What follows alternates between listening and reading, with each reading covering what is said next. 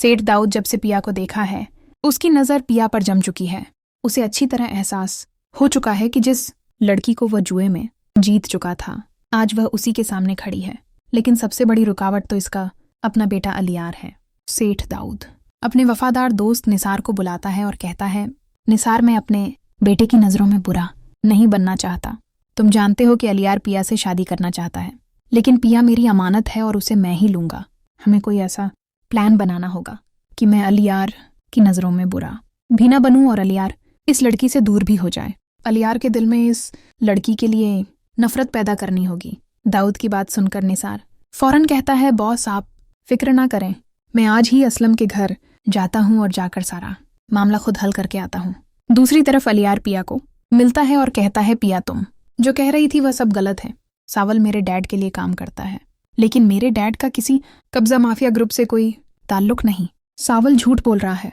पिया जो पहले ही अलियार से मोहब्बत करती है, फौरन उसकी बात पर यकीन कर लेती है। शाम को पिया अपनी छत पर जाती है और सावल को फ़ोन करती है। सावल जैसे ही फ़ोन उठाता है, वह नीचे खड़ा पिया की तरफ देखता है। पिया गुस्से में कहती है, सावल, मुझे बहुत अच्छे से पता है कि तुम्हारे दिल में क्या है। तुम मुझसे मोहब्बत करते हो और मुझे पाने के लिए तुमने इतना घटिया हथकंडा इस्तेमाल किया। तुमने अलियार को मुझसे दूर करने की कोशिश की। मैं तुम्हें कभी माफ़ नहीं करूंगी। ये कहकर पिया फौरन फ़ोन बंद कर देती है और सावल को कोई सफाई देने का मौका ही नहीं देती। दूसरी तरफ दाऊद का आदमी निसार असलम के घर पहुंचता है।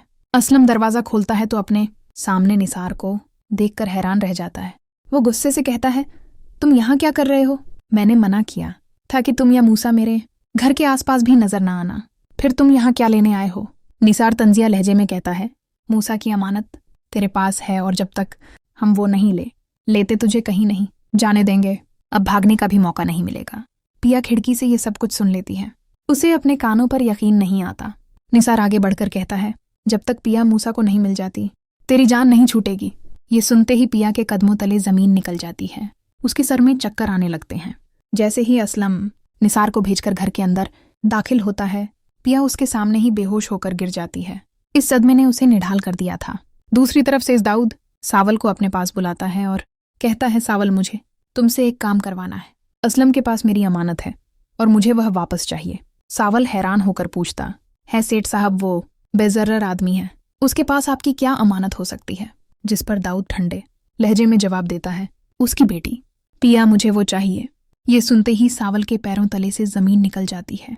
उसके कानों से जैसे धुआं निकलने लगता है और उसका गुस्सा आसमान को छूने लगता है। तो दोस्तों, आपके ख्याल में क्या सावल पिया को मूसा के हवाले कर देगा या नहीं?